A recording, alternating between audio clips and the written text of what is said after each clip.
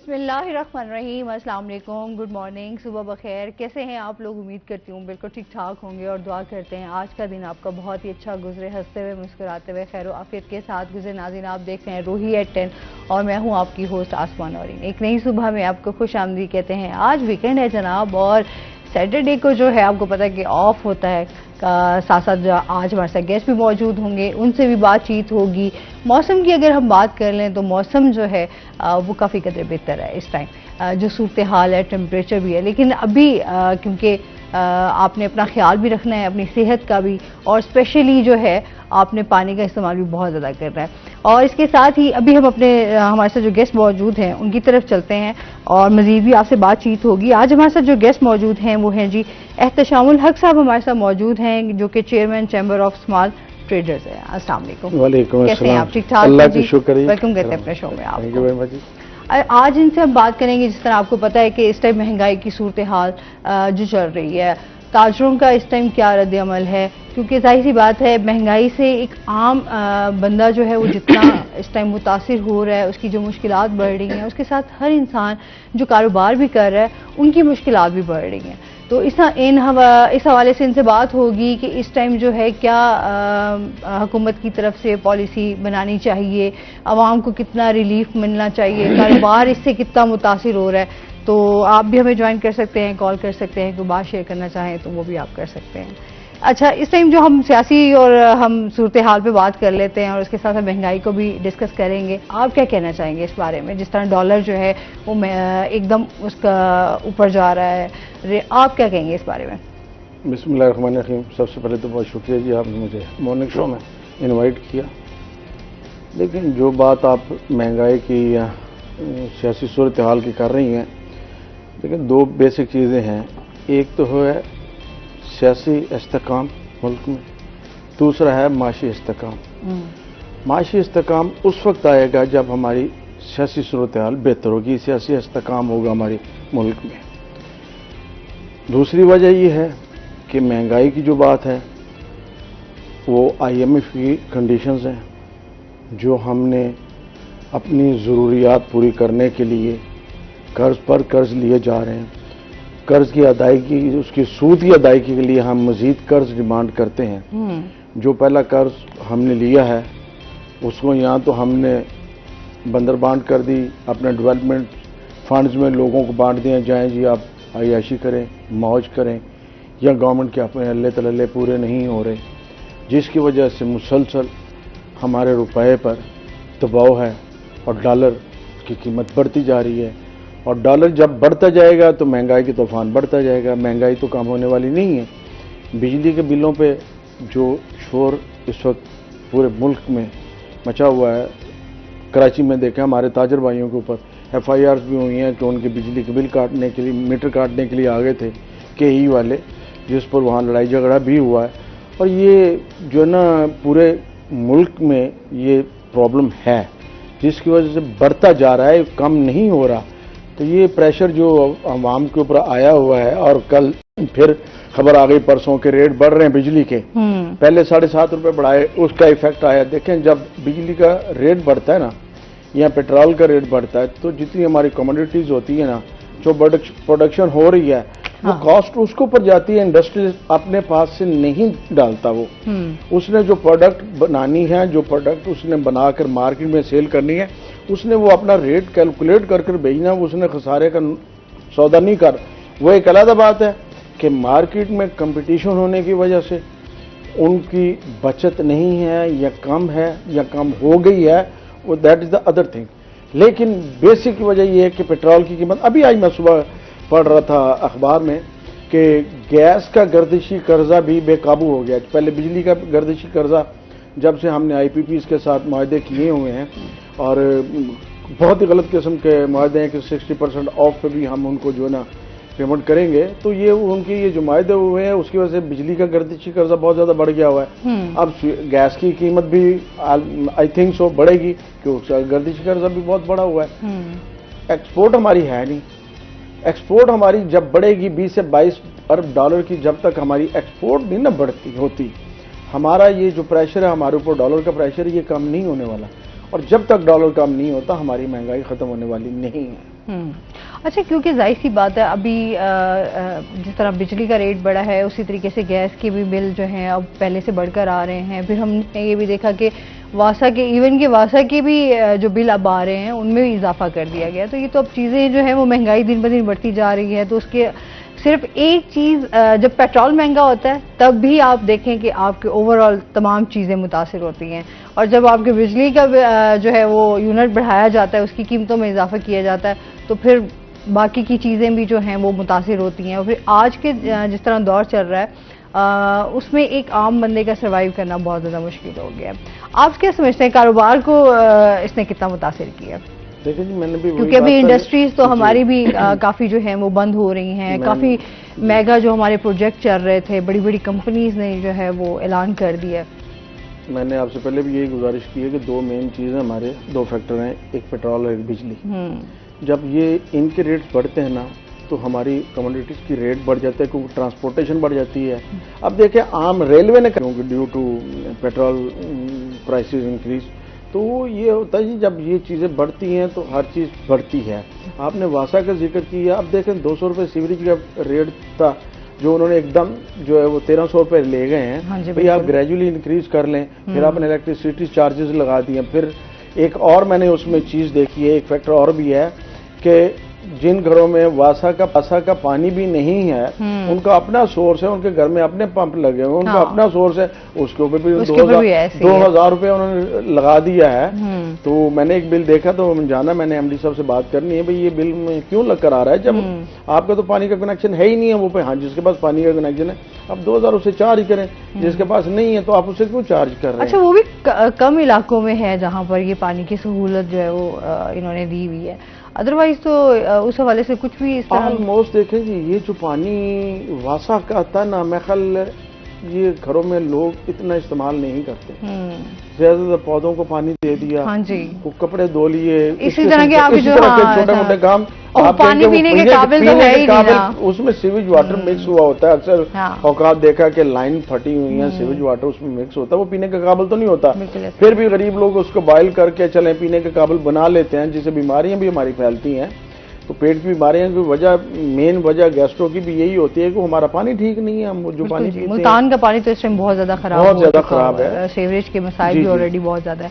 अच्छा जी, इसके साथ ही हमें ज्वाइन किया है हमारे रोही के रिपोर्टर हैं जी फराज रमजान। अस्सलाम वालेकुम, कैसे हैं आप? ठीक हैं फराज? ठीक, आप ठीक है मैडम? अल्हम्दुलिल्लाह, वेलकम करते हैं अपने शो में।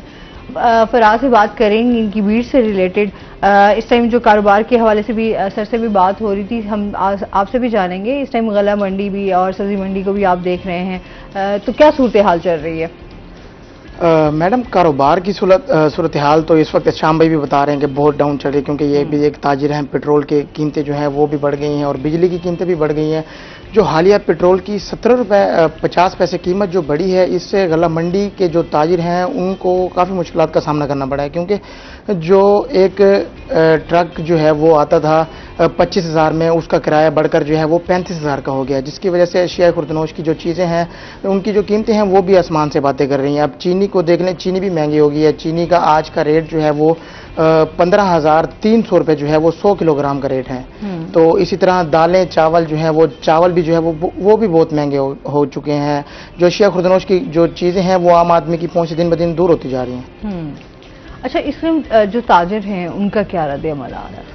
मैडम, ताजिर जो है वो आए रोज़ कभी बिजली की कीमतों पर एहतजाज कर रहे हैं तो कभी पेट्रोल की कीमतों पर एहतजाज कर रहे हैं। लास्ट टाइम भी जो है वो ताजिरों की जानिब से महंगाई के खिलाफ जो है वो बड़ा पुरजोर एहतजाज किया गया था। चैम्बर ऑफ स्मॉल ट्रेडर्स की जानिब से भी जो है वो कचहरी चौक पर बड़ा पुरअमन एहतजाज किया गया था, जहाँ वहाँ पर तकरीबन 500 से 600 ताजिर जो है वो वहाँ पर मौजूद थे। इन्होंने एहतजाज किया था, लेकिन फिर भी जो है वो उसके बाद भी पेट्रोल की कीमतें भी बढ़ गई, बिजली की कीमत भी बढ़ गई। इनफैक्ट के देख लें, गैस भी जो है वो भी उसकी कीमत में भी 10 रुपये का इजाफा हो गया। गैस आज मार्केट में 240 से 250 रुपये फी किलो जो है वो फरोख्त हो रही है। अगर रक्षा ड्राइवर की हम बात करते चलें तो रक्षा ड्राइवर का भी यही कहना है कि गाहक के साथ दिन भर जो है वो किरायों पर बहस होती है। शाम को जो है वो 400 से 500 रुपये कमाते हैं, लेकिन बिजली के बिल हमारे 25-25 हज़ार रुपये आ जाते हैं। 15,000 कमाने वाला 25,000 बिजली का बिल कैसे भरेगा? घर के जो है वो जेवरात जो है वो अपनी औरतों के बालियां बेच के बिजली के बिल अदा कर रहे हैं लोग। ये तो वाकई इस टाइम बहुत ज़्यादा मुश्किल हालात से हम लोग गुजर रहे हैं, क्योंकि जब तक हमारी मईशत बेहतर नहीं होगी तब तक हमारे मसाइल भी जो है वो बेहतर नहीं हो सकते। सर वैसे ओवरऑल हम अगर देखें तो ताजरों के इस टाइम क्या क्या मसाइल हैं और हुकूमत के साथ आपकी जो है कोई बातचीत चल रही है? देखिए जी, ताजरों के मसाइल तो अनगिनत हैं। आफ्टर कोरोना ताजर मुसलसल प्रेशर में, मुसलसल दबाव में। उस वक्त से जो लॉसेज हुए हैं वो अभी तक लोगों के पूरे नहीं हुए, और महंगाई, डॉलर के रेट बढ़ने की वजह से जो अशिया की चीज़ें हैं, जो चीज़ों की कीमतें हैं, पहले तो स्टॉक रखा जा सकता, तब तो स्टॉक रखने के काबिल नहीं है ताजर। एक मैं मिसाल देता हूँ, एक पेपर हमारा 150 रुपये किलो आता था, जो अब 750 रुपये किलो है, तो उसको आदमी स्टॉक नहीं कर सकता, फिर अवेलेबल भी नहीं है। प्रॉब्लम ये हो रहा है इस वक्त कि महंगाई अपनी जगह, अवेलेबिलिटी नहीं है चीज़ों की कि आप उसको बेच सकें। जो इम्पोर्टेड आइटम्स हैं स्पेशली, वो तो आ नहीं रही। हमारी मैक्सिमम इंडस्ट्री बेस करती है इंपोर्ट करके रॉ मटेरियल, फिर उनकी प्रोडक्ट्स बनती हैं। वो तो एलसीज खुली नहीं। एलसीज कहते हैं जी हमने खोल दी हैं, लिमिटेड से एलसीज खुलती हैं, जिसका हाथ पड़ गया उसने खुलवा ली, बाकी उसी तरह है। मेन रीजन ये भी है महंगाई की कि एलसीज ना खुलने की वजह से भी, शॉर्टेज होने की वजह से भी चीज़ें महंगी हैं। एलसी खुल जाएंगी तो शायद कोई थोड़ी सी महंगाई नजर आएगी, ठीक होगी। दूसरी तरफ हमारी आप करें कि हुकूमत से तवक्का, बात यह कि 16-17 माह की हुकूमत होकर गई है पीडीएम की, जो गुल उन्होंने खिलाए हैं। 52 अरब रुपए की तो नई मनी लॉन्ड्रिंग का केस भी सामने आ रहा है, जो सिर्फ सोलर इक्विपमेंट्स के ऊपर हुई है जी। वो किसी ने की, हमने तो नहीं की।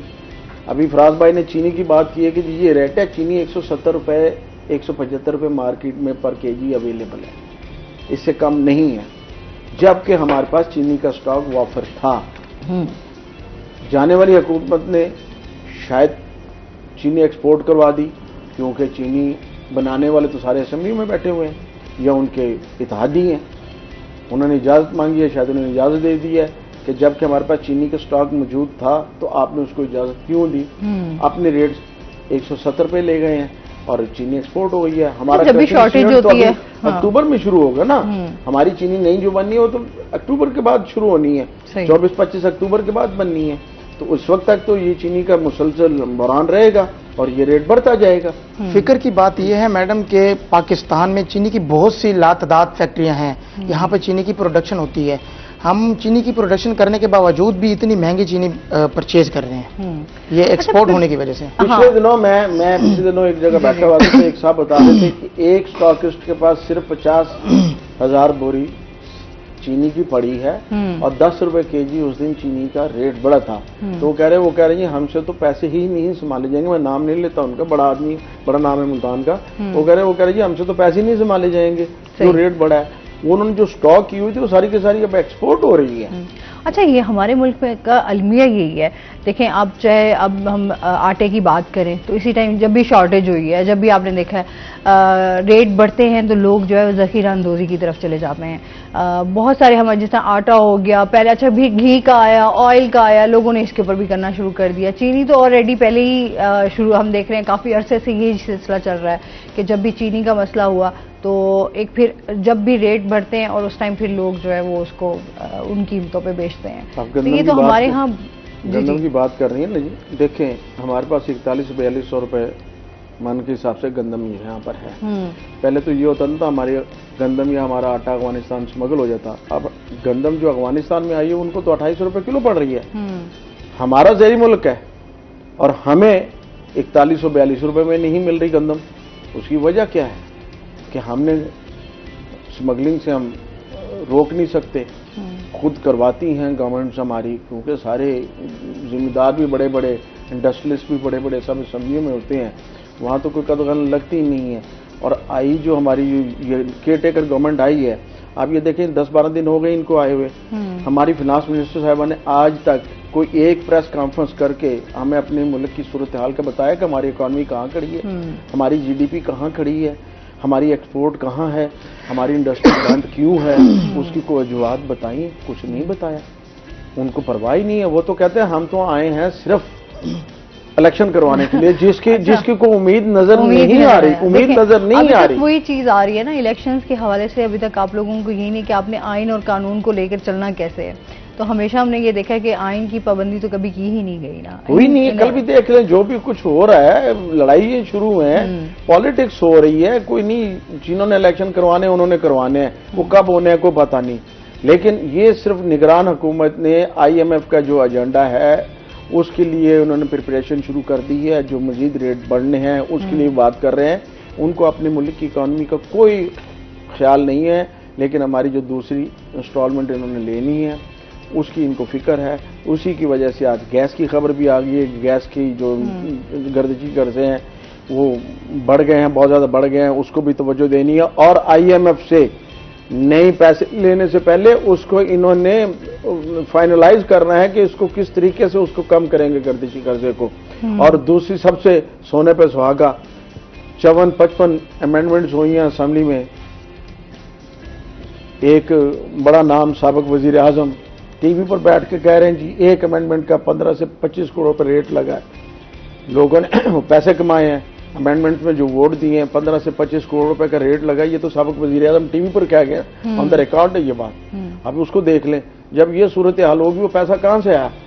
90 आपने $1.5 अरब IMF से लिया, 90 अरब रुपए तो अब तरक्याती फंड्स में दे गए हैं। जाएं जी आप अपने हलकों में जाकर तरक्की फंड करें, ताकि आपने इलेक्शन लड़ना है आप जाएं वहां पर काम करें। वो काम उन्होंने क्या करने हैं, हुकूमत भी खत्म हो गई और बकिया जो पैसे थे वो असेंबली मेंबर्स को बताओ रिश्वत तरक्याती भी काम हमारे आज तक कहाँ हो सके। हमारे रोड्स वहीं टूट फूट का शिकार हैं। आप गली मोहल्लों में चले जाएं तो वहाँ आपके मसाइल हैं। सेवरेज के मसाइल आज तक हमारे हल नहीं हो सके। 1.5 किलोमीटर का रोड है जी, तकरीबन 2 साल से 1.5 साल से फंड्स आए हुए हैं। चीफ मिनिस्टर साहब मुल्तान में आए तो मैंने उन्हें गुजारिश की, जनाब ये हमारे फंड्स लैप्स हो जाएंगे या लाहौर चले जाएंगे, जो माजी में होता रहा है, तो मेहरबानी इसको करें। पर मुझे कमिश्नर साहब ने कहा जी मैंने महकमे को फंड्स दे दिए हैं, सिर्फ ईदगाह से रशीदाबाद तक चौक की एक्सपेंशन है, वो भी पता नहीं काम अभी पेंडिंग है, क्या वजह है क्या नहीं है। तो ये भी डर लगता है कि ये फंड्स हमारे जो किसी न किसी बड़े शहर पे न लग जाए, चले जाए। हाँ जी, ऐसे हुआ माजी में हुआ। फातिमा जना हाउसिंग सोसाइटी के जितने पैसे हैं सारे लाहौर में लगे हैं। 15-16 अरब रुपया इन्होंने उठा के लाहौर ले गए थे वो सारा। चलो आज तक हमारे यहाँ यही तो है ना कि हमने हमेशा फंड्स की बात करें तो उस पर हमेशा सवालिया निशान आ जाता है कि फंड्स की बात की जाती है, वो फंड्स आ भी जाते हैं पर वो हमें आज तक नहीं समझ आए कि वो फंड्स हमारे कहाँ हैं जो हमारे लिए आए थे। क्या लगते कहाँ हैं? हाँ लगते कहाँ है ना, वही ना, क्योंकि हमें फैसिलिटीज़ तो उस हद तक कभी पहुंचाई नहीं गई। चाहे हम अपने हॉस्पिटल्स के हालात देख लें।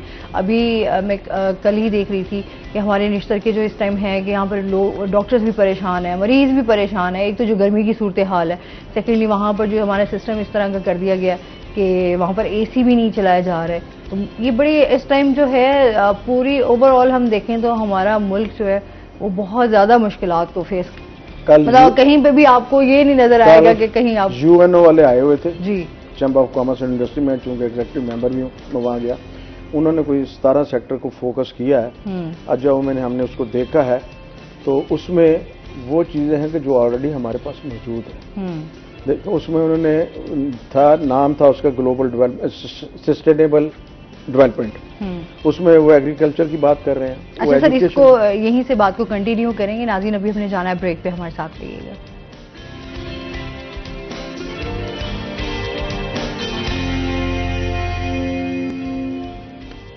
वेलकम बैक नाज़रीन, रोही एट 10 में आपको खुशामदीद कहते हैं।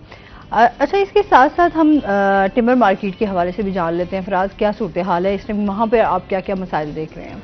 मैडम, टिम्बर मार्केट में तो लातादाद मसाइल हैं। टिम्बर मार्केट का सबसे बड़ा मसला जो है वो इस वक्त रोड का है। तकरीबन 2 साल हो गए हैं टिम्बर मार्केट के रोड को जो है वो सीवरेज की मद में तोड़ा गया था कि सीवरेज की पाइपलाइन बिछानी है।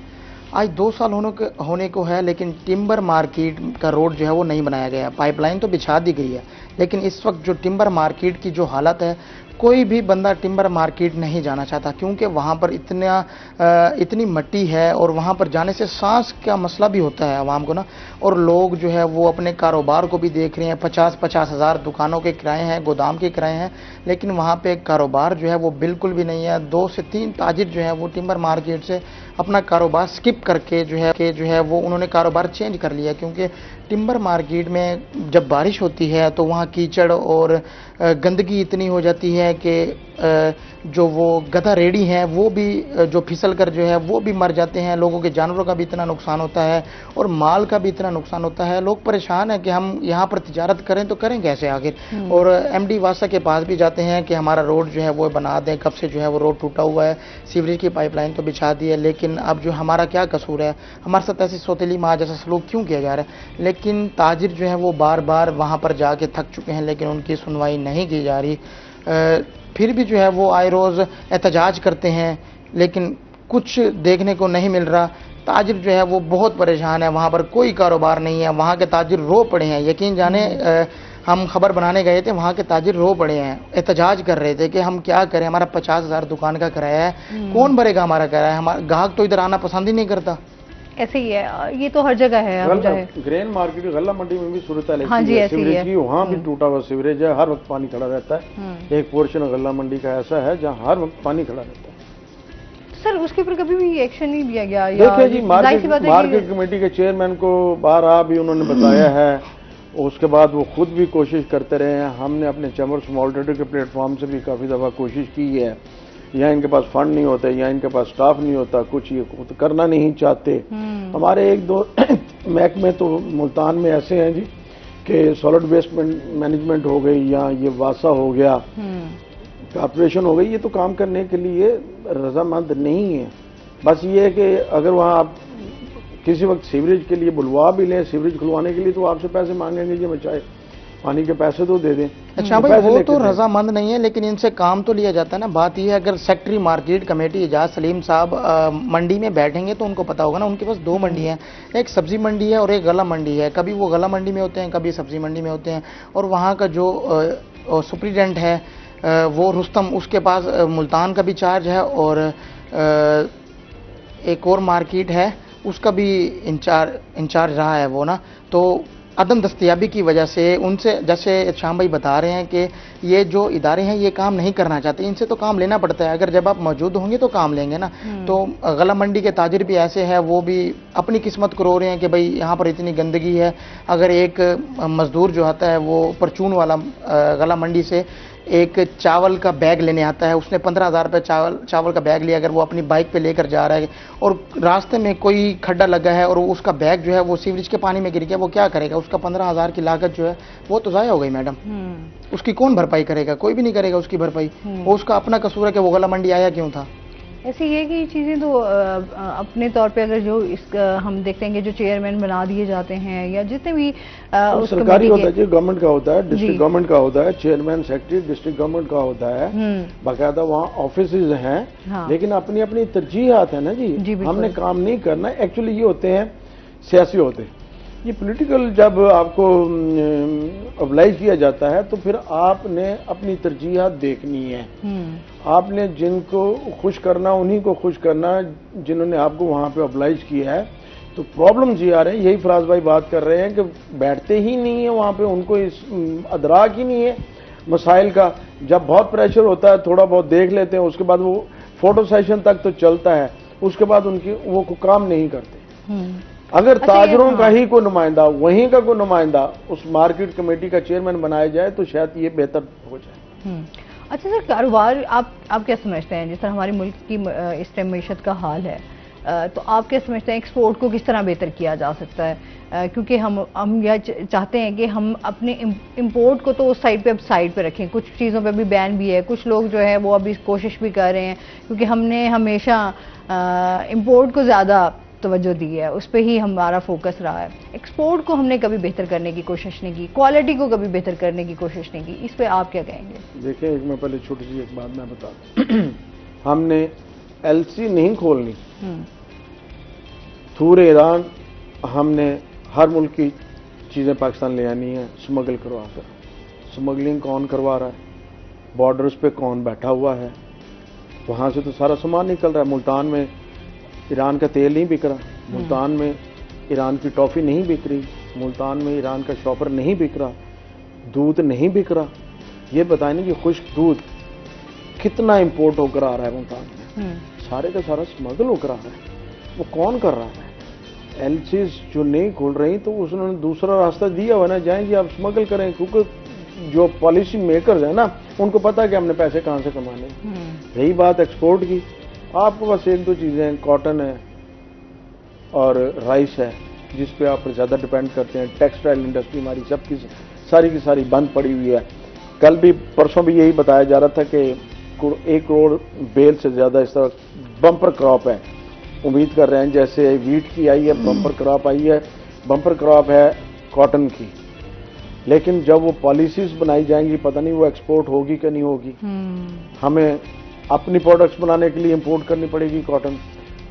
अगर वो बम्पर क्रॉप है तो हमारी टेक्सटाइल इंडस्ट्री को चलना चाहिए। लेकिन मसला क्या आ रहा है, जहां वो ऑर्डर लेने के जाते हैं यूरोप में या अमेरिका या दूसरे कंट्रीज में ऑर्डर लेने के जाते हैं, वो कहते हैं आपके पास डॉलर तो है नहीं, आप एलसीज कैसे खोलेंगे, आप हमें माल कैसे बेचेंगे, आपके मुल्क में तो डॉलर नहीं है।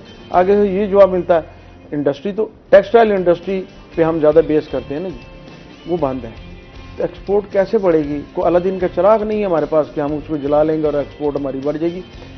होना यही चाहिए 20 से 22 अरब डॉलर की जब तक एक्सपोर्ट हमारी नहीं होती हमारी इकॉनमी ठीक नहीं हो सकती। और छोटा ताजर भी इसी वजह से पिस रहा है कि उसको माल भी पूरा नहीं मिल रहा, एक्सपोर्ट भी नहीं हो रही, उसकी अदर मार्केट में एक्सेस भी नहीं है और उसका कारोबार भी तबाह हो गया। उसका तो जो सरमाया था वो भी ख़त्म होता जा रहा है। उसको ना तो किसी बैंक ने सपोर्ट करना है, ना किसी अदारे ने सपोर्ट करना है, ना गवर्नमेंट ने आके पूछना है कि छोटे ताजर की क्या सूरत हाल है।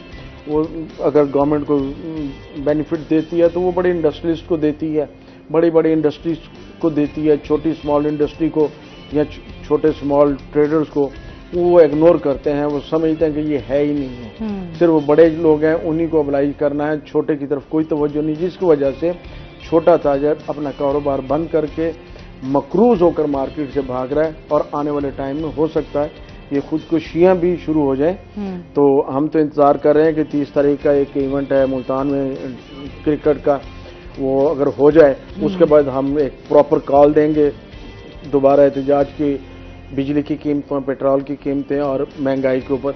इसको हम एक प्रॉपर तरीके के साथ एक ऑर्गेनाइज करेंगे। पूरे पाकिस्तान में हम इसको कर रहे हैं मैनेज, क्योंकि कल हमारे आल पाकिस्तान ताजरान के सदर का भी मुझे पैगाम मिला है कि जी आप मशावरत करनी है कि कैसे हम एहतजाज करें, गवर्नमेंट को कैसे सोई हुई को जगाएं कि जी हमारे जो हालात हैं हमने उसको कैसे करना है।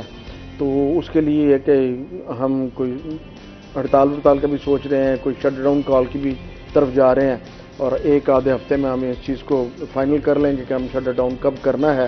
फिल वक्त हम एहतजाज की तरफ जा रहे हैं, डेली बेसिस पे हम मार्केट्स में शहरों में एहतजाज करेंगे ताकि कोई छोटे ताजर को भी कोई रिलीफ मिले, आम आवाम को भी उसमें रिलीफ मिले। अच्छा यही है ना कि अब जाहिर सी बात है जैसे हम लोग अपने घरों के बिलों से इतने हम लोग परेशान हैं, इस टाइम आपके जो घर के बिल आ रहे हैं वो आपके 50,000 से ऊपर के बिल आ रहे हैं। तो फिर जाहिर सी बात है आपने अगर घर का सिस्टम भी चलाना है, आपने कोई कारोबार कर रहे हैं, कोई शॉप है आपकी, तो जाहिर सी बात है उसका भी बिल आना है। डुअल बिल आ रहे हैं। हाँ, तो फिर वो जो आपका मार्केट में आपका जो मीटर लगा हुआ है जाहिर सी बात है उसकी तो 14 किस्म के टैक्स हैं उसके ऊपर टैक्स। मैं बिल लाना भूल गया हूँ। एक बिल के ऊपर जो कमर्शियल मीटर का बिल है ना उसके ऊपर 14 टैक्स है।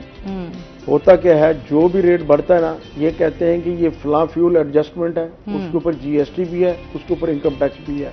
फिर नया इन्होंने 7.5 रुपये अब जो बढ़ाया है इसका भी वो जो ना वो फ्यूल एडजस्टमेंट होगा, उसके ऊपर जीएसटी होगा, उसके ऊपर फिर इनकम टैक्स होगा। भाई आप बेसिक कीमत बढ़ा दें बिजली की, इन टैक्सेस से तो जान छूट जाए ना। एक टैक्स ले लें आप, ऐसे ही आप बेसिक कीमत नहीं बढ़ाते, आप हर दफा फ्यूल एडजस्टमेंट लगाते हैं, उसके ऊपर आप टैक्स डुअल टैक्सेशन हो रही है, उसके ऊपर जीएसटी भी है, उसके ऊपर इनकम टैक्स भी है। तो आपकी बात आपका बिल आया, अगर आपका 10,000 बिल आया है तो आपका ऊपर 7-8 हज़ार आपका तो खाली टैक्स का 10,000 का बिल है, उसके बाद 12,000 14,000 रुपए टैक्सेस है। बिल्कुल ऐसे बिल्कुल आप इसी तरह बहुत मजीद महंगी होने के बायस ना मैडम पावर लूम इंडस्ट्री जो है वो पहले ही बहरान का शिकार थी और पावर लूम इंडस्ट्री जो है वो बंद हो चुकी थी। अब मजीद भी जो है उनकी जो रही सही कसर थी वो भी निकल गया है, क्योंकि बिजली जो है वो 5 रुपए फी यूनिट जो है वो मजीद महंगी हो गई है। अब हालात बहुत पतले अभी तो आने वाले टाइम में मजीद जो है वो इनको महंगा करने का उनका इरादा भी है। इसमें मजीद भी बात करेंगे। नाज़रीन अभी हमने जाना है ब्रेक पे, हमारे साथ रहिएगा।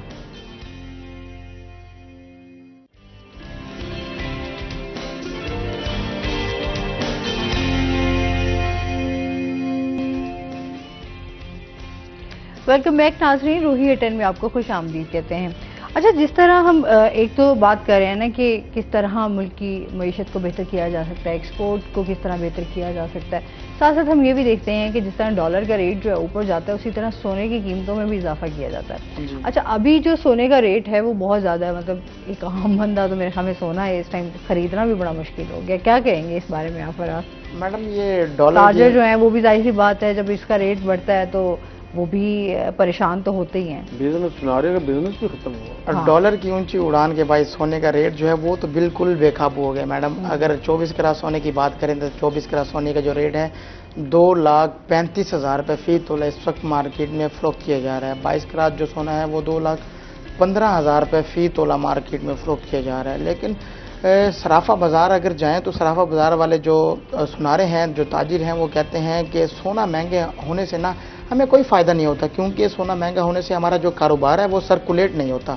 जब कारोबार सर्कुलेट होगा तो ही हमें बेनिफिट होगा, अदरवाइज सोना महंगा होगा तो गाहकों की कुव्वत खरीद से दिन ब दिन बाहर होगा, तो मार्केट में जो है वो गाहक नहीं होगा, जिसकी वजह से हमारी जो कारोबार ज़िंदगी है वो मुतासिर हो जाएगी। मार्केट में कस्टमर जो है वो इस वक्त ना होने के बराबर है। मैडम देखें, उस वक्त भी जो सुनारे हैं उन्होंने अपनी कोठियां बनाई थी जब सोना 50,000 रुपये फ़ी तोला था, और आज जब सोना 2,35,000 रुपये फ़ी तोला है तो सुनारे जो हैं वो परेशान है, क्योंकि मार्केट में सर्कुलेशन नहीं है, क्योंकि ख़रीदार के पास इतनी कुव्वत नहीं है कि वो सोना खरीदे। जब वो खरीदेगा तो होल्डिंग पावर खत्म हो गई है, ताजर की होल्डिंग पावर खत्म हो गई है चीज़ें महंगी होने की वजह से। लोग अपनी प्रॉपर्टीज बेचकर अपने कारोबार को सस्टेन कर रहे हैं। किस तरीके से हम इसको काबू में रखें, हमारा कारोबार तबाह न हो, क्योंकि हमने आगे गुजारा कैसे करना अपना। अब जो सुनार हैं, जो तगड़े सुनार हैं, वो जो अपना पैसा है वो किसी और फील्ड में इन्वेस्ट कर रहे हैं ताकि यहाँ भी बैठ रहे हैं, वहाँ से हमें प्रॉफिट आता रहे, हमारा ये कारोबार भी जो है वो भी मुतासिर ना हो। लेकिन जो छोटे ताजिर हैं, जो छोटी सनतें हैं, वो जो है काफ़ी हद तक जो है वो मुतासिर हो रही हैं। सनतें जो हैं वो काफ़ी हद तक बंद हो चुकी हैं, जो छोटे कारोबार हैं वो भी ख़त्म हो चुके हैं। जैसे शाम भाई ने बताया कि छोटा ताजिर जो है वो इस वक्त बहुत परेशान है, क्योंकि उसके ऊपर कर्जे चल रहे हैं, खाने के पास उसके पास पैसे नहीं हैं। अब लास्ट टाइम भी जो है वो मरकज़ी तंजीम ताजरान की जानिब से जो है वो गला मंडी मेन गेट पर एहतजाज किया गया था महंगाई पर। वहाँ पर मैं ही कवर कर रहा था, एक जो है वो ताजिर सामने आया कि मैडम वो शदीद रो रहा था कि मेरा बहुत अच्छा बिजनेस था, मेरा कारोबार था, लेकिन आज जो है वो मैं 700 से 800 रुपये जो है वो दिहाड़ी कमाता हूँ और मेरे से घर का खर्चा पूरा नहीं होता, दवाइयों के खर्चे हैं, बिजली के खर्चे हैं और पेट्रोल के खर्चे हैं और खाने पीने के तो वो तो अलग से है ना। उनका गुजर बसर करना जो है वो बहुत मुश्किल हो चुका है। छोटा ताजिर जो है वो इस वक्त पिस चुका है, उसकी समझ से बालातर है कि मैं अपने घर का खर्चा जो है वो एक्सपेंस कैसे मैनेज करूं। और टिम्बर मार्केट के भी यही मसाइल हैं कि बिजली महंगी होने से टिम्बर मार्केट में आरे लगे हुए हैं, वहाँ लकड़ियों की कटाई होती है और जो भी काम जो है वो टिम्बर मार्केट में बिजली पर मुनहसर है, क्योंकि वहाँ पर सिंगल और ट्रिपल फेस जो है वो बहुत से लातादाद मीटर हैं। और टिम्बर मार्केट का एक मसला मैडम ये भी है कि वहाँ पर वापडा की जानिब से कोई कंप्लेंट सेंटर का इनेकाद नहीं किया गया। आप देखें, बारिश आती है तो 1 मीटर जो है वो उड़ जाता है और एक जो कारोबार उस दुकान से मुंसलिक जो लोग हैं जिनका घर का गुजर बसर उस कारोबार से मुंसलिक है, जो मजदूर हैं, जो ताजिर है, वो भी बहुत परेशान है, क्योंकि 3 से 4 दिन तक तो उनकी कोई सुनवाई नहीं होती, मीटर बंद है, कारोबार बिल्कुल भी नहीं है। वो वापडा में जाते हैं, बार बार कंप्लेन करते हैं, लेकिन उनकी कोई सुनवाई नहीं हो रही। यही जो टिम्बर मार्केट के जो ताजिर हैं वो यही मुतालबा कर रहे हैं कि वापडा की जानिब से यहाँ पर जो है वो कंप्लेंट सेंटर बनवाया जाए ताकि हमारी बर वक्त सुनवाई हो, हमें एक लाइनमैन दिया जाए ताकि जो भी मसला हो हम उससे फौरी तौर पर हल करवा सकें, हमें लाइनों में लगने की बजाय हम उसको अपने पास बिठाएं, जो भी उसका खर्चा होगा वो हम करेंगे, ताजिर करेंगे, लेकिन वापडा हमें एक लाइनमैन और एक कंप्लेंट सेंटर टिम्बर मार्केट में वापडा की बात भी तो हम देखते हैं, जिसमें लाइनमैन के हवाले की हम बात कर रहे हैं, स्टाफ की बात कर रहे हैं, तो उनसे तो हमेशा यही देखा जाता है क्योंकि स्टाफ में 2-3 बंदे नजर आते हैं आपको। अच्छा, कहीं लाइट का कोई मसला भी हो जाए तो आपका तो ये, हमारे यहाँ तो कितना ये मसाइल देखे जाते हैं कि एक टीम वहाँ अगर गई हुई है तो आप उन्हें कॉल करके कहेंगे भी, कंप्लेन करेंगे कि यहाँ पर हमारी 1 घंटा लग जाएगा उनको पहुँचते पहुँचते। जी हर चीज का हमारा, ये कहते हैं कि हमारे पास तो बंदे ही नहीं है, हमारा 3-4 बंदे वही हमने अपना सिस्टम ऐसा बनाया कि हर चीज का प्रोसीजर मुश्किल कर दिया हुआ है। 3-4 मरतबा मैं टिम्बर मार्केट वालों के साथ, जो उनके प्रेसिडेंट हैं उनके साथ मैं चीफ एग्जीक्यूटिव को गया हूँ, उनके मसले मसाइल तो बहुत ज्यादा मसले हैं, राज भाई कम बता रहे हैं। मसाइलिस्तान का गढ़ है टिम्बर उनका मीटर अगर कोई जल जाता है ना तो मीटर 4-4 माह 5-5 माह मीटर नहीं लगते, तो वो उनके मसाइल बहुत ज्यादा हैं। होता क्या है कि अगर वहां पे अगर स्ट्रीमलाइन होती है की चीज तो कभी एक्शन की ट्रांसफर हो गई, कभी एसडीओ की ट्रांसफर हो गई, जिन्होंने स्ट्रीमलाइन करनी है चीजें, जब वो ट्रांसफर हो जाती हैं वो चीजें दोबारा से नए सिरे से शुरू होती हैं, फिर वही लड़ाई झगड़े शुरू होते हैं। यहाँ तक हुआ है कि वहां पे लड़ाई झगड़े भी हुए हैं मैपको के जो एहलकार हैं उनके साथ। तो वो मसले वहां पे इतने शदीद हैं कि हमारा प्रोसीजर ऐसा है, आप एक कंप्लेंट वापस करवा दें, 2-3 घंटे के बाद आएंगे, फिर वो कहेंगे जी आपकी वायर जली हुई है, भाई आप वायर रिप्लेस करें, आप पैसे ले लें, जाएं जी पहले वायर खरीद कर लाएं फिर करें। काम नहीं कर रहा, हमने काम नहीं करना, एक हमने उजर निकालने हैं, काम नहीं करना हमने। लास्ट टाइम टिम्बर मार्केट में शॉर्ट सर्किट के बायस मैडम 35 लाख रुपए का नुकसान हो गया था। दुकान में आड़े में आग लग गई थी, जो है वो सब चीज जलकर राख हो चुकी थी, लेकिन टिम्बर मार्केट के जो ताजिर हैं वो वापडा के पास गए हैं, अपने मुतालबात रखे हैं कि हमारे जो मीटर हैं वो भी चेंज किए जाएं, लेकिन वापडा का यही कहना है कि उनके पास मीटर नहीं है। टिम्बर मार्केट आप सुई गैस के इदारे को देख लें तो आज तक हमें उसके कि वहाँ पे भी आपको कोई मीटर जो है वो नया आपको दस्तयाब नहीं। आप बिजली के उसमें चले जाएं तो वहाँ आपके लिए मुश्किलात हैं कि आपको कभी नया मीटर जो है वो लगवाने में मीटर दस्तयाब करना। सुई गैस कहाँ है जो आपको मीटर दें, बिजली कहाँ है जो आपको मीटर नहीं। सही कह रहे हैं, लोड शेडिंग। आप तो ना वो उनको महल मजाक कर रही है अदारों का, उनके पास कहाँ है, सोर्सेज कहाँ है, बिजली भी नहीं है, गैस भी नहीं है। सर बस वो कह रहे हैं कि हम जो थोड़ा बहुत गुजारा कर रहे हैं, थोड़ी बहुत ही इन लोगों ने हम पर हिदायत की हुई है, हमने उन्हीं चीज़ों को ही लेके चल रहे हैं। लेकिन बहरहाल जिंदगी में वो कहते हैं ना, इंसान जो है वो एक फिर भी कहीं ना कहीं एक अच्छी उम्मीद लगाकर 52 अरब रुपए के फ्री यूनिट्स हैं जो वापडा एम्प्लॉइज को सहूलियात दी हुई हैं, फ्री यूनिट्स की 52 अरब रुपया बनता है वो। सर ऐसे ही है ना, हमारे यहाँ यही है कि प्रोटोकॉल सिस्टम, और जब आप ऑफिसर्स को आप बहुत ज्यादा मराद देंगे, बहुत ज्यादा उनको आसाइशें देंगे, जो और एक आम बंदे को आप किसी खाते में भी नहीं लिखेंगे और आप उसके लिए जीना जो है वो मुश्किल कर देंगे, तो फिर आज जो हम इतने सारे मसाइल देख रहे हैं, ये कोई मेरे ख्याल में 4-5, ये कोई 1-2 महीनों का ये नहीं है नतीजा, ये बहुत सालों से जो चीज सिस्टम चलता है, ये सालों से जो सिस्टम चलता है ना, फर्दर आगे 76 साल चाहिए। अगर आपने ठीक करना है, आपकी नीयत ठीक है, नजर नहीं आ रहा, जिन्होंने करना है, जिन्होंने जैसे करना है वो कर रहे हैं, जो 76 साल में जो कुछ हुआ है वही आगे कंटिन्यू करना है, नजर कुछ नहीं आता।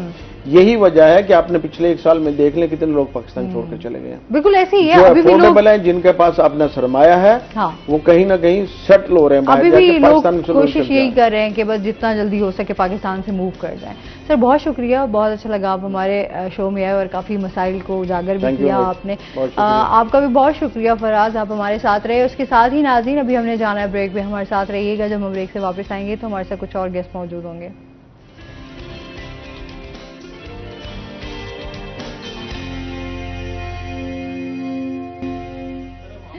वेलकम बैक नाज़रीन, रोही एट 10 में आपको खुश आमदीद कहते हैं। और ब्रेक के बाद हमारे साथ गेस्ट मौजूद हैं, उनका तारुफ करवा देती हूँ। आज हमारे साथ मौजूद हैं जी डॉक्टर इमरान असफर, हमारे साथ मौजूद हैं जो कि एजुकेशनिस्ट हैं। अस्सलाम वालेकुम, कैसे हैं आप? ठीक ठाक हैं? वेलकम करते हैं अपने शो में आपको। आज क्योंकि एजुकेशनिस्ट हैं तालीम और अदब के साथ जुड़े हुए हैं, तो इनसे बात होगी तालीम के हवाले से। इस टाइम जो हमारी तालीम की सूरत हाल है, स्टूडेंट्स भी काफ़ी परेशान हैं। आपको देखते हैं कि जिस तरह आज के रिजल्ट्स आ रहे हैं, उस हवाले से भी इनसे बात करेंगे कि किस तरह हम अपनी तालीम को बेहतर कर सकते हैं। और अभी जो तब्दीलियाँ हो रही हैं तालीमी निज़ाम में, उस हवाले से भी इनसे जानेंगे। सर, सबसे पहले तो आजकल जो आपकी एक्टिविटीज़ चल रही हैं उस हवाले से जानेंगे, फिर उसके बाद आएंगे तालीमी निज़ाम पर। नहीं, मैं तो एक मुकम्मल, मेरा जो एक तरह से रिश्ता है वो तालीम और लिखने के साथ ही है। मेरे अब तक 4 किताबें शाया हो चुकी हैं और एक नावल बहुत जल्द शाया हो जाएगा। इसके अलावा मैं चूँकि यूनिवर्सिटी में पढ़ाता हूँ, तो यूनिवर्सिटी में पढ़ाने की सूरत में आपको जो सबसे ज़रूरी चीज़ है वो मुसलसल मुताला जारी रखना है। क्योंकि जो 60 तालिब इल्म क्लास में हैं या 40 हैं, हमारे असातिज़ा देखते हैं कि उनमें 42 नालायक हैं। मैं देखता हूँ उस एक लाइक को जो उनमें बैठा होता है और उस एक लाइक के लिए ही तैयार होना होता है और उसको नई नई बातें बतानी होती हैं। फिर ये कि चूँकि हमारे माशरे में तालीम को उस तरह पनपने नहीं दिया गया, ये शायद कुछ अब आपको बुरा लगे और हमारे यहाँ तस्वीर को उल्टा करके देखा जाता है। हमारी कौम के मिजाज में इल्म शनासी नहीं है और आप ये देखें कि नंबरों की दौड़ है, अकेडमीज़ हैं। मेरे लिए हमेशा से, मैं खुद एक उस्ताद, मेरे लिए एक मसला रहा कि वही टीचर क्लासरूम में बात नहीं समझा सकता, शाम को जब आप उसे एक्स्ट्रा पे करते हैं वो समझा लेता है। उसी इस इदारे का टीचर शाम में एकेडमी में पढ़ाता है। और शायद आपको ये सुनकर हैरत हो कि जो एकेडमीज के टीचर्स हैं ये ब्यूरोक्रेट से ज़्यादा कमाते हैं और इनके पास जो एक एजुकेशन को जो इंडस्ट्री बनाया गया है, ये पूरा एक प्लान है। और चूंकि हम पोस्ट कॉलोनियल ईरा में रह रहे हैं, मतलब कि हमारा बज़ाहिर जो हाकिम था वो चला गया, बज़ाहिर ही चला गया, लेकिन असल में वो आज भी मौजूद है। तो जब तक हम चीज़ों को एक गैर जानिबदार होकर देखना नहीं सीखेंगे, और वो हम लिटरेचर से सीख सकते हैं। इल्म के जो 2 बड़े ज़राए हैं, एक तो मजहब है, वो हमें वो इल्म देगा जो हतमी है, खुदा पर भरोसे का और इन चीज़ों का। दूसरा फ़लसफ़ा और अदबी है। फ़लसफ़ा आपको समझाएगा कि आपने बेहतरीन ज़िंदगी कैसे गुजार सकते हैं। ये आप अरस्तु से हो लें, यूनानी ज़ोमा को देख लें। चीन में बहुत तवील रिवायत है फ़लसफ़े की, हमारे यहाँ है, लेकिन हमने कॉलोनियल ईरा में सर सैयद की आमद के साथ ही जो हम पाकिस्तानी थे जो इंडियन मुस्लिम्स थे, हमने खुद को डिस्कनेक्ट किया अरब, ईरान और इंडियन सोसाइटी से, और हम लिंक्ड अप हुए ब्रिटिश सोसाइटी के साथ। तो आप जब भी, आपने भी पढ़ा होगा कहीं, तो आपको लफ्ज पढ़ाया जाता है जी ये यूनानी में यूं है, अंग्रेजी में यूं है, हमारे यहाँ यूं है। तो एक सवाल है कि क्या वो लफ्ज अरबी में नहीं है उसका मुतबादिल? आप एक तरफ तो एतराज करते हैं कि जी हमारा कौमी तराना उर्दू में नहीं है। ये एक बड़ा आम सा, एक, मैं उन लोगों के लिए कोई सख्त राय नहीं देना चाहता, निहायत गैर इल्मी राय है। यूँ तो मेरा नाम भी उर्दू में नहीं है, मेरा नाम इमरान है, किसी का साइमा होगा, किसी, कोई उर्दू में नहीं है। क्योंकि ज़बान जिंदा होती हुई है जो दूसरी ज़बानों को जम करे। जैसे एक इंसान जितना ज़्यादा पढ़ेगा और उससे सीखेगा, सिर्फ पढ़ना है हम नहीं है, उससे सीखेगा तो उसमें मल्टी डायमेंशन आती जाएंगी। ऐसी ज़बानें होती हैं। ज़बान या language is like you and me, कि जैसे हम पनप रहे हैं, फल इसी तरह ही हम पे ज़वाल आते हैं, हर ज़बान पे आता है, इसी तरह ज़बानें ख़त्म हो जाती हैं। और हमारी चूँकि ज़बान छोटी थी और शुरू में ही वो ब्रिटिश ईरन, बड़ी तलख बात है कि जी सर सैयद ने पहली दफ़ा शऊर दिया कि इंडिया में हम मुसलमान हैं, तो हम बड़े मुख्तलिफ हैं, तो और वो हमारे हीरो हैं। तो क्या उस शऊर से हमें फ़ायदा हुआ? हमने जब इंडिया के साथ, या इंडियंस नेशन में जो लोग थे, ईसाई, सिख, XYZ सब, उनके साथ हमने डिफरेंशिएट किया रिलीजियस पॉइंट पर, और कल्चरली हम सेम है। आज भी हम मानते हैं कि हम कल्चरली सेम है, हम एक दूसरे के दुश्मन नहीं हैं। आज भी आप किसी इंडियन को मिले, आप बड़े अच्छे तरीके से उसे पेश आएंगे, वो आपको मिले बड़े अच्छे तरीके से पेश आएगा। तो ये जो हमारे अंदर एक खास तरह की नफरत या इख्तलाफ डाला गया, नफरत भी सख्त लफ्ज़ है, एक इख्तलाफ पैदा किया गया, इसके पीछे ब्रिटिश राज था। ये कोई, मैं तो मादरत से सुनने वालों को कि सर सैयद अहमद खान का रिसाला असबाब बगावत हिंद सर सैयद ने नहीं लिखा था, वो ब्रिटिश मलका ने लिखवाया था पैसे दे के, खुद आउटलाइन दे के लिखवाया था।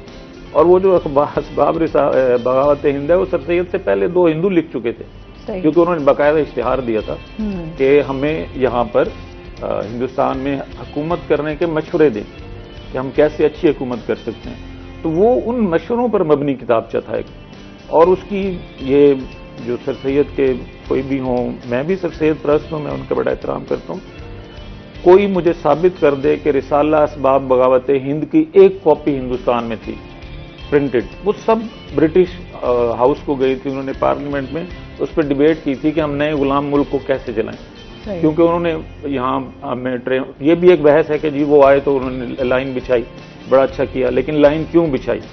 हम उनकी लाइन बिछाने की तारीफ कर देते हैं या उनकी नहर बनाने की तारीफ कर देते हैं, तो क्यों बिछाई? क्योंकि उन्होंने रॉ मटेरियल लेके जाना। आज जिस सी पैक पे लड़ रही है दुनिया हमारे साथ, तो वो सी पैक क्यों बंद है? रॉ मटेरियल के लिए बंद है ना, माइलेज को कम करने के लिए बंद है। जो एक पूरा निजाम है उसी में किताब भी शामिल है।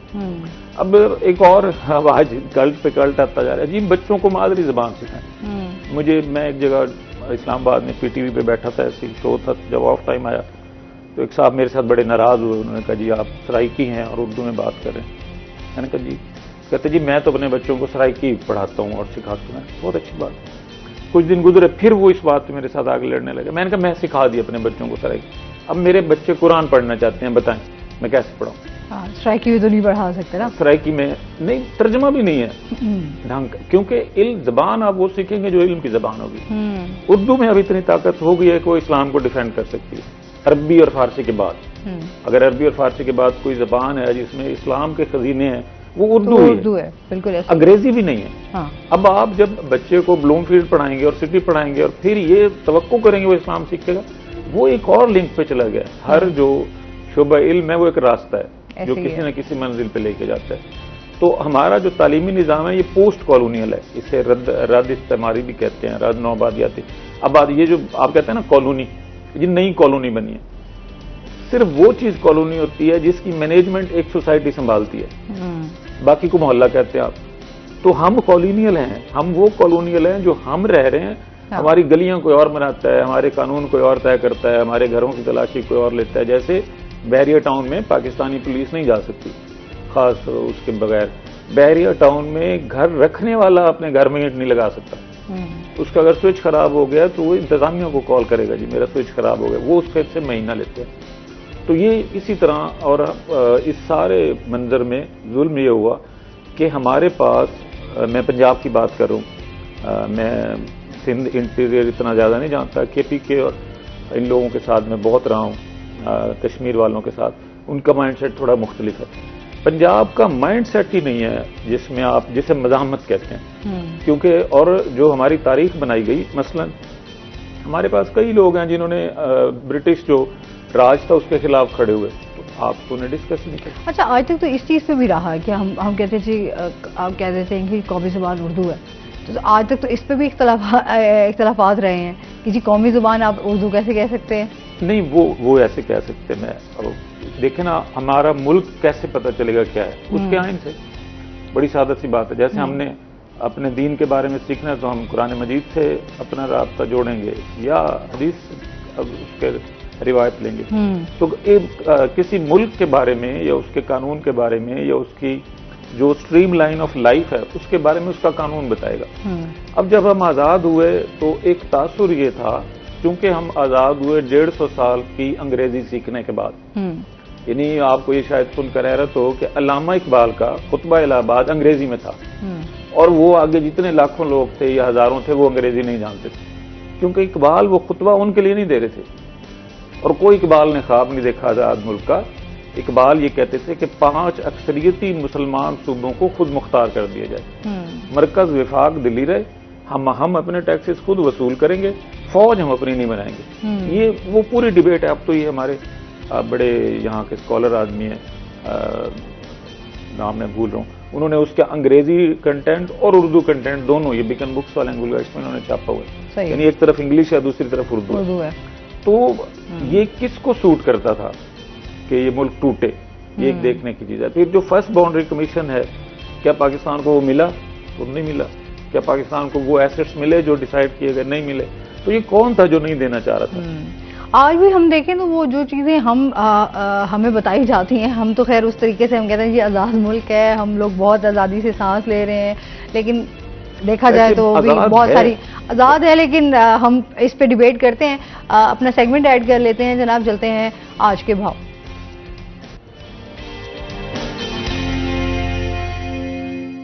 शकील सुल्तान हमारे साथ मौजूद हैं। शकील से जानते हैं आज मार्केट में सब्जियों फलों के क्या रेट्स हैं। जी बिल्कुल, मुल्तान शहर की सब्जी और फलों की मार्केट में आज के ताज़ा भाव की बात की जाए तो दीगर मार्केट्स की तरह सब्जी और फलों की मार्केट भी इसकी जो कीमतें हैं वो आसमान से बातें कर रही हैं। गुज़िश्ता एक हफ्ते में जो कीमतों में एक इजाफा देखने को मिला था, इस हफ्ते में उसमें कोई कमी देखने को नहीं मिल रही। शहरियों को भी कोई उम्मीद बर नज़र नहीं आ रही रिलीफ मिलने की, क्योंकि फ्यूल प्राइसेस और इसके साथ इलेक्ट्रिसिटी प्राइसेस जो बढ़ी हैं उसकी वजह से एक जो उम्मीद थी कीमतों में कम होने की वो जो है वो ख़त्म हो चुकी है। आज के हम ताज़ा भाव की बात करें सब्जियों और फलों की मार्केट में, जिसमें अदरक 1000, लहसुन 320 और इसके साथ लीमू कम से कम जो है वो 140 और ज़्यादा से ज़्यादा 240 रुपये फ़ी किलो तक मार्केट में दस्तयाब हैं। अदरक और लहसुन जो है वो मकामी दस्तयाब नहीं हैं, बाहर से मंगवाए जाते हैं, कीमतें इसलिए बहुत ज़्यादा हैं। और इसी तरह मटर गैर मौसमी सब्ज़ी है, आम दस्तयाब नहीं है, अगर कहीं दस्तयाब है तो कीमत जो है वो उसकी 480 रुपये है फ़ी किलो के हिसाब से। इसी तरह टिंडा मौसमी सब्ज़ी है, लेकिन टिंडा हमेशा ही महंगे दामों फ़रोख्त होता रहा है। टिंडा जो है वो 240 रुपये फ़ी किलो में फ़रोख्त हो रहा है और इस सीज़न में टिंडा जो है वो कम से कम 160 तक आया था, इससे ज़्यादा कम नहीं आया। लेकिन जो दीगर सब्जियां हैं जिसमें अरवी जो है वो 120 तक फ़रोख्त होती रही है, लेकिन अरवी 160 तक पहुंची हुई है। टमाटर 120 तक, हरी मिर्च भी 120 रुपये फ़ी किलो में, जबकि मौसमी और मकामी सब्ज़ी भिंडी भी 120 रुपये फ़ी किलो में फ़रोख्त हो रही है। इसी तरह नमकीन आलू जो नया आलू आ रहा है, उसकी नई फसल आ रही है, वो 100 रुपये फ़ी किलो में। प्याज की कीमत खासी कम है, 60 रुपये फ़ी किलो में फ़रोख्त हो रहा है। इसी तरह फलों की बात की जाए, फलों में मौसमी फल जिसमें अंगूर, अनार और पपीते जो हैं वो 400 रुपये फ़ी किलो में फ़रोख्त हो रहे हैं। इसी तरह सेब भी मौसमी फल है, 200 से 240 रुपये में फ़रोख्त हो रहा है। केले 160 रुपये फ़ी दर्जन में दस्तयाब हैं। आड़ू और अमरूद भी 200 से 240 में फ़रोख्त हो रहे हैं। मीठा 80 रुपये फ़ी किलो में दस्तयाब है। और बात की जाए खुश्क खजूर की, खजूर जो है वो फलों में सबसे ज़्यादा महंगी है, 600 रुपये फ़ी किलो में फ़रोख्त हो रही है। इसी तरह नारियल का दाना जो है वो ज़्यादा से ज़्यादा जो है वो 500 रुपये फ़ी किलो तक फ़रोख्त हो रहा है। सब्ज़ी और फलों की मार्केट में महंगाई ने अभी भी पंजे गाड़ रखे हैं। इसके महंगाई के जो ताबड़तोड़ हमले थे उससे शहरी बहुत ज़्यादा परेशान नज़र आते हैं। सब्ज़ियाँ और फल ख़रीदना जो है वो आम शहरी के लिए काफ़ी मुश्किल हुआ है। महंगाई की वजह से शहरी जो हैं वो हुकूमत से मुतालबा भी करते नज़र आते हैं, कुछ रिलीफ दिया जाए, सब्ज़ी और फल सस्ते किए जाएँ ताकि हर शहरी के लिए इनको ख़रीदना और चूल्हा चलाना और फल खाना जो है वो आसान हो सके। जी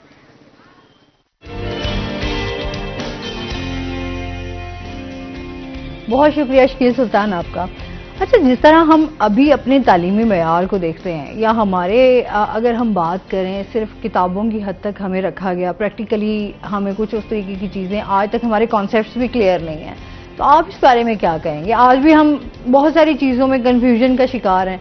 आज भी हम जो चीज़ें हम बुक्स में पढ़ते रहे हम समझते हैं कि वही चीज़ें हकीकत थी, लेकिन हम जब उसमें प्रैक्टिकल वर्क में जाते हैं या फिर हम कहीं और तारीख में निकलते हैं तो फिर कुछ और चीज़ें हमारे सामने आ जाती हैं। मतलब आज तक हम कन्फ्यूजन का ही शिकार हैं। इसके फैक्टर्स हैं, ऐसा नहीं है कि किताब जो हमें पढ़ाती है वो अमली ज़िंदगी में नहीं होता। हाँ। उसको मैं बड़ा सादा सा अगर समझाऊं तो यूँ समझा सकता हूँ कि हमारी जामियात में, हमारी जामिया में भी इंजीनियरिंग डिपार्टमेंट होते हैं, वो आपको सिखाते हैं जनरेटर कैसे बनाना है, साइकिल कैसे बनानी है, मोटरसाइकिल कैसे बनानी है। अब वो खुद सिखाते हैं, PhDs बैठे होते हैं वहाँ, और अचानक वहाँ का जनरेटर ट्रिप कर जाता है तो वो बाहर से बंदा बुलाते हैं 500 रुपये पे, जो आके ठीक कर जाता है। अब वो बाहर वाले ने कहाँ से सीखा?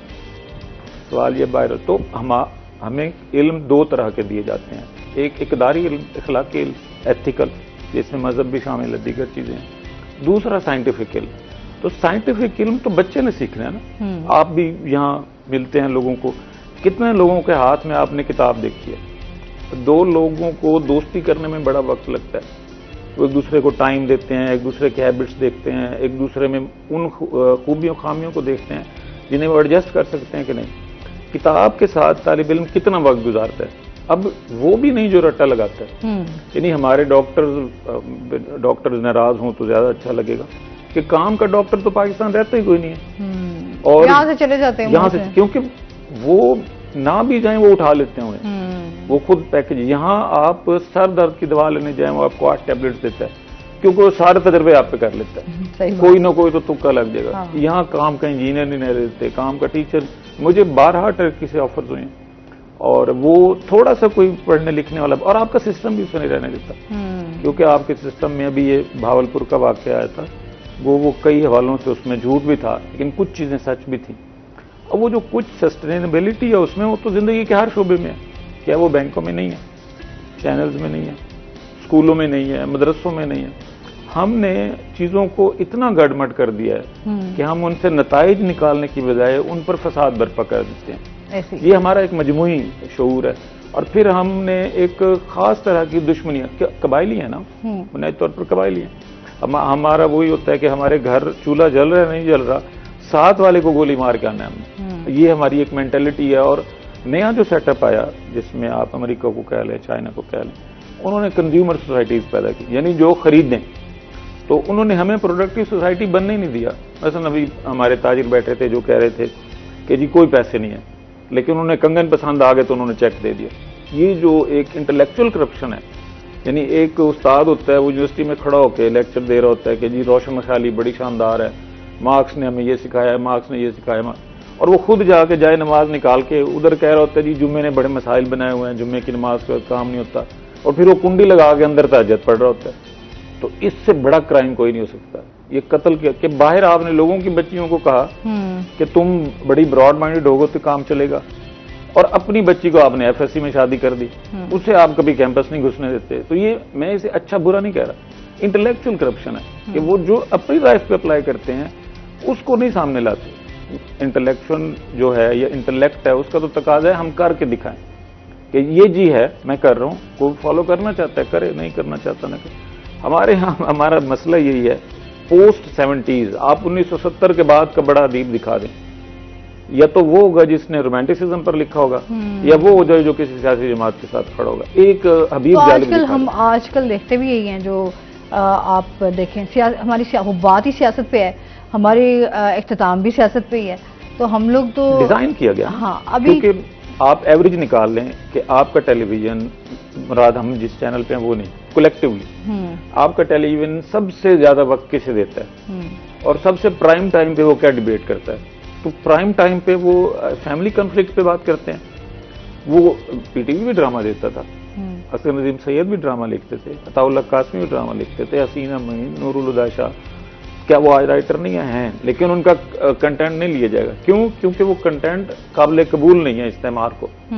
इस्तेमार को आपका जो निज़ाम ज़िंदगी है, इसमें दो निज़ाम ज़िंदगी होते हैं, कलेक्टिव और इनफरादी, कि हर फर्द अकेला अकेला रहेगा या इज्तमाही ज़िंदगी होगी। हिंदुस्तान इज्तमाही ज़िंदगी का नमूना था, आज भी इंडिया इज्तमाही ज़िंदगी में है। आपको शायद ये सुनकर हैरानी हो कि वहाँ 18 ग्रेड का जो अफसर है वो कार नहीं अफोर्ड करता, उसके कोई बंगले शंगले नहीं होते। राहत इंदौर एक बड़े मशहूर शायर गुजरे हैं, आसमान लाए हो यहीं पे रख दो। जब उनकी, अल्लाह उनकी मग़फ़िरत करे, उनकी डेथ हुई है तो उनके घर की तस्वीरें दिखाई गई हैं। हमारे क्लर्कों के घर उससे बहुत शानदार हैं, और वो प्रोफेसर रिटायर्ड हुए थे।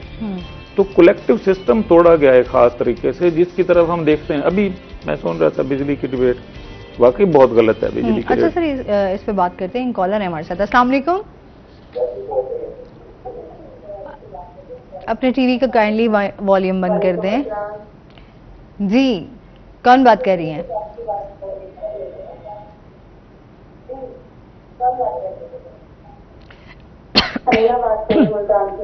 जी समीना, क्या कहना चाहेंगी? आप अपने टीवी का वॉल्यूम बंद करेंगी तो मैं आपसे बात कर सकूंगी। अगर आप अपने टीवी का वॉल्यूम नहीं बंद करेंगी तो सॉरी, फिर मुझे आपसे बात मैं नहीं कर सकूंगी। हेलो, ओके जी, अभी मजीद इस पे बात करेंगे नाज़रीन। अभी हमने जाना है ब्रेक पे, हमारे साथ रहिएगा।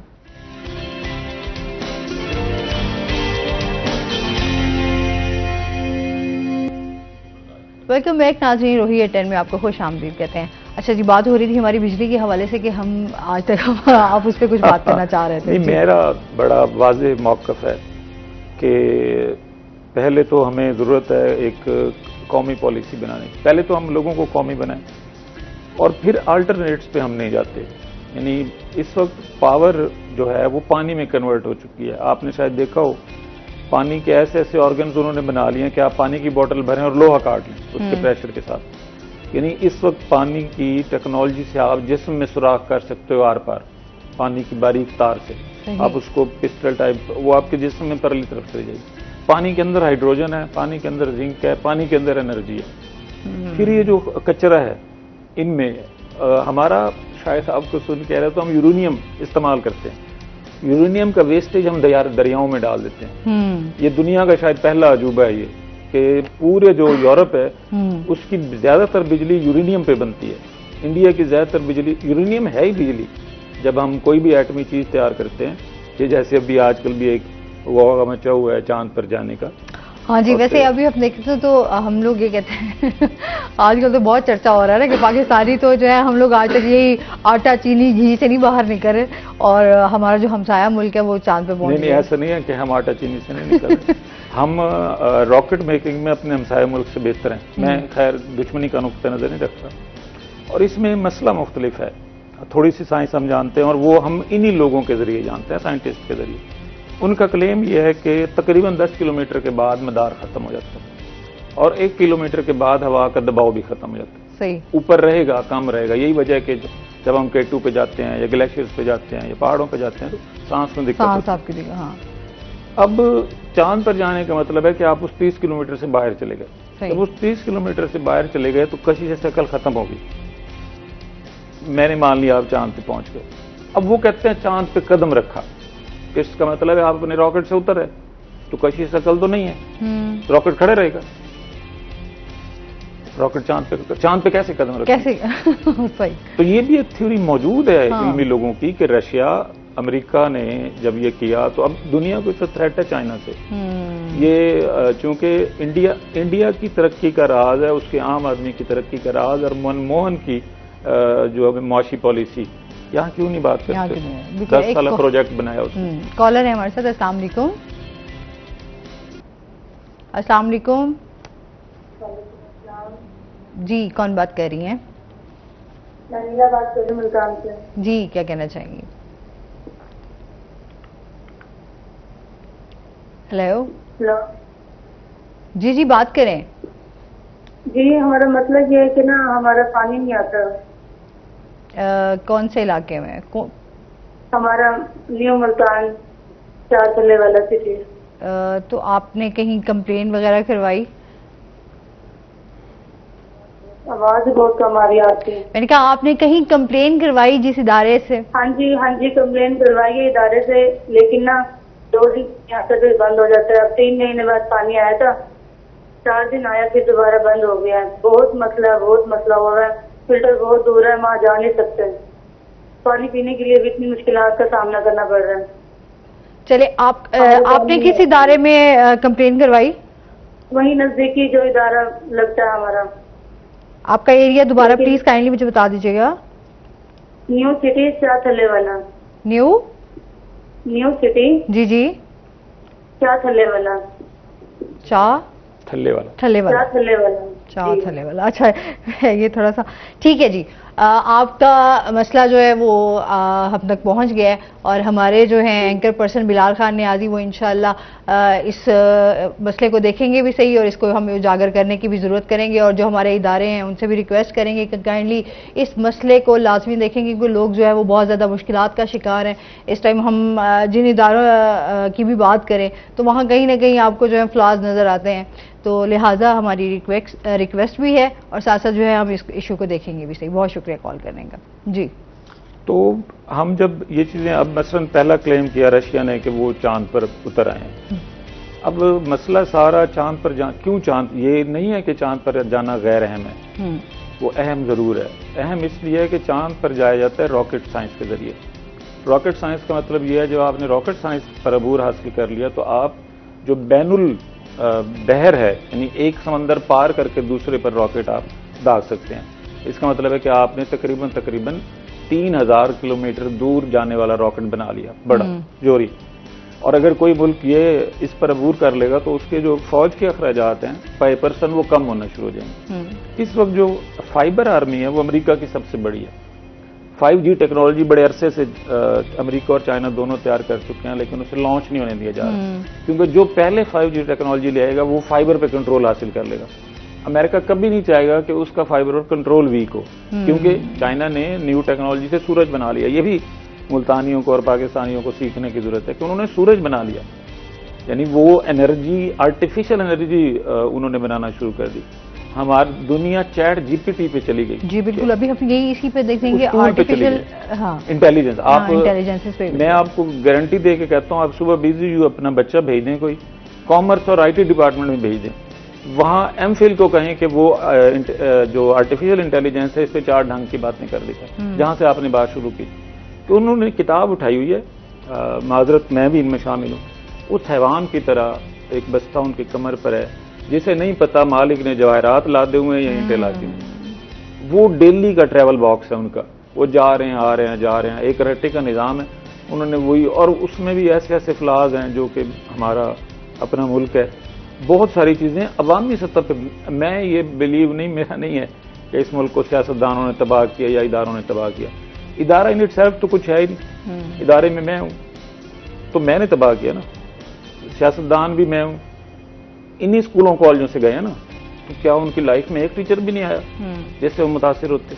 अच्छा, आप क्या समझते हैं सर, वैसे आजकल आपने बाहर भी पढ़ाया है, मौका मिला आपको, यहाँ पर भी आप इस टाइम टीचिंग कर रहे हैं, उस्ताद हैं, हमारे जो बच्चे हैं इस टाइम बहुत ज़्यादा प्रेशर का शिकार हैं। अभी जिस तरह कल एक बच्ची ने जो है वो आइंस्टाइन का रिकॉर्ड भी तोड़ा है, हमने ये देखा है। टैलेंट की कमी नहीं है, बच्चे पढ़ने वाले हैं, बच्चों में पोटेंशियल भी है, बच्चे एक प्लेटफॉर्म का इंतज़ार कर रहे होते हैं, लेकिन आज तक हम वही चीज़ें देख रहे हैं कि हम लोग रट्टा सिस्टम, नंबरों की दौड़, और फिर हम डिग्रीज या फिर एक अच्छी जॉब की तलाश में है, पर इससे ज़्यादा हम आगे नहीं बढ़ रहे। वजह यही है, आपके सवाल में सारे जवाब आता है। मसलन बच्चा क्यों इदारे में जाता है? क्योंकि उसके पेरेंट्स भेजते हैं। बच्चा क्यों रट्टा लगाता है? क्योंकि उसका बाप अकेडमी से और स्कूल से डेली उसकी वर्कशीट लेता है। ये नहीं पूछता कि ये सवाल करता है, ये नहीं पूछता कि ये कपड़े इसके साफ होते हैं। कभी वो अपने बच्चे की कोई बाप नक्शा ही ठीक करता हो मुझे बताए, कभी उसके जूते पॉलिश करता हो मुझे बताए, उसे सिखाता हो जूते यूं पॉलिश करना है, घर यूं साफ रखना है। क्रिएटिवनेस से बच्चे को जबरदस्ती, मैं अपनी मिसाल देता हूँ, जब मैंने मास्टर्स उर्दू में दाखिला लिया BZU में, बाकायदा तहकीर का निशाना बनाया जाता, एक ये तासुर दिया जाता था कि क्या घटिया पढ़ रहे हो, हाँ। कि इसमें तो पैसे ही नहीं है, लेकिन हम कई साइंसदानों से बेहतर कमा रहे हैं। तो जो साइंटिस्ट बच्चा भी है वो थ्योरी को इतना रट्टा मारता है, सॉरी हुफाज नाराज होंगे कि हमारे हुफाज को तर्जमा नहीं आता, कुरान मजीद पूरा आता है, एक लाइन का तर्जमा वो नहीं कर सकते। और जब खुदा ने कहा था मैं इसे पहाड़ पर उतारूं और वो पाश पाश हो जाएगा, तो उसका मतलब का सयाक ये था कि वो इसके मायने सुनकर पाश पाश हो जाएगा। अब मेरे सामने एक गैर जबान बोली जाए और उसको ताजीम के साथ बोला जाए तो फिर वो सारी हिलेगा सिर। अब वो रिदम एक बना दिया गया। तो हमने दीन में भी यही किया, हमने अलूम में भी यही किया। और दूसरा जो एक बड़ा है, ये किताब फिर आप इर्द गिर्द आपको चाय खाने मिलेंगे जिन पे फिल्म चलती है, देही इलाकों की बात करूं, आपको हर चीज मिलेगी, यूट्यूबर्स मिलेंगे, आपको लाइब्रेरी नहीं मिलेगी, क्योंकि और होती थी 70s 80s तक, क्योंकि आपने ग्रेजुअली ये खास तरीके से उस सोसाइटी को कंज्यूमर सोसाइटी बनाया। हम कंज्यूमर सोसाइटी हैं, यानी जो बनाते कुछ नहीं है, खरीदते सब कुछ है। जो कंज्यूमर सोसाइटी होती है वो होती लेबर क्लास है, वो मजदूर तबका होता है, उसमें 2 बड़े तबकात होते हैं, अशराफिया और मजदूर। और हमारे वही है, पाकिस्तान में अगर अगले 10 साल किसी को थ्रेट है तो वो रियल मिडिल क्लास को है। और कोई भी मुल्क उस वक्त तरक्की करता है जब उसकी मिडिल क्लास खुशहाल हो। मैं, हमारे पहले वाले 2 मेहमान, हमारे प्रोड्यूसर साहब, ये मिडिल क्लास है, एक टीचर, एक प्रोफेसर, एक यूनिवर्सिटी प्रोफेसर, ये अशराफिया नहीं है। जो 3 लाख महीना भी कमाता है वो अमीर नहीं है, उसका ये साइकिलिंग है, उसने अपनी मिडिल क्लास लाइफ गुजारनी है। तो हमारे बच्चों के यहाँ थ्रस्ट नहीं है इल्म के लिए, वो भी क्लियर होते हैं कि मैंने क्या जॉब लेनी है, मैंने इंजीनियर बनना है, मैंने ये बनना है। फिर दूसरा, मुझे एक एक्सपीरियंस हुआ कुछ दिन पहले कि हमने निज़ाम तालीम इतना नीचे कर दिया है, एक बच्चे का इंजीनियरिंग में एडमिशन हुआ है हमारी मुल्तान की किसी यूनिवर्सिटी में 54% स्कोर पे, सही, क्योंकि वो कॉलेज को यूनिवर्सिटी बना दिया गया। अब उस यूनिवर्सिटी ने हर सूरत अपने दाखिले पूरे करने हैं, तो वो कंप्रोमाइज करेगा मेरिट पे। जब वो कंप्रोमाइज मेरिट पर करेगा और बनाएगा भी साइंसदान, तो आपको यानी जिस यूनिवर्सिटी का नाम आर्ट्स एंड ह्यूमैनिटीज हो, मालिक बताते हुए शर्माते हैं, जिसके नाम के साथ साइंस एंड टेक्नोलॉजी हो बड़े, तो उसका फख्र से नाम लेते हैं। तो अभी तो हमारे एजुकेशन को इतना महंगा कर दिया गया। अब ये देखें जो हमारे हाल है, वही पोस्ट कॉलोनियल। जब हाँ। आपका पैसा इसमें तो खैर हमारी पिछली हुकूमत की पॉलिसी भी थी कि इब्तदाई तालीम 8वीं तक की सस्ती कर दी जाए और उससे ऊपर तालीम बहुत महंगी कर दी जाए। ये गुज़श्ता दौर हुकूमत में एक पॉलिसी आई थी जो मेरा ख्याल है दुरुस्त नहीं थी। तो इस वक्त भी हमारी जो पब्लिक सेक्टर यूनिवर्सिटीज़ हैं उनकी तालीम सस्ती है, यानी सेमेस्टर फीस 16,000 के लगभग है। तो जो अच्छे बच्चे हैं उन्हें वो भी नहीं देनी पड़ती। एक पीस स्कॉलरशिप हमारी यूनिवर्सिटी देती है जिसमें साल के बाद बच्चे को कोई 80,000 प्लस मिलता है, 32,000 वो फीस भरता है, 80,000 उसे स्कॉलरशिप मिलता है अगर उसने 80% से ज़्यादा मार्क्स लिए हुए हैं। राइटर्स कन्वेंशन होते हैं, राइटर्स कंपटिशन होते हैं। दुख की बात यह है, मुझे एक बार चैलेंज दिया किसी ने कि आप मास्टर्स इंग्लिश या मास्टर्स उर्दू बंदा बुला दें फ्रेश, और वो हमें एक एडिटोरियल लिख के दे दे, हम उसे जॉब देंगे। तो नहीं मिला। सही बात है। इसमें मजीद भी हम बात करेंगे। नाज़रीन, अभी हमने जाना ब्रेक के, हमारे साथ रहिए।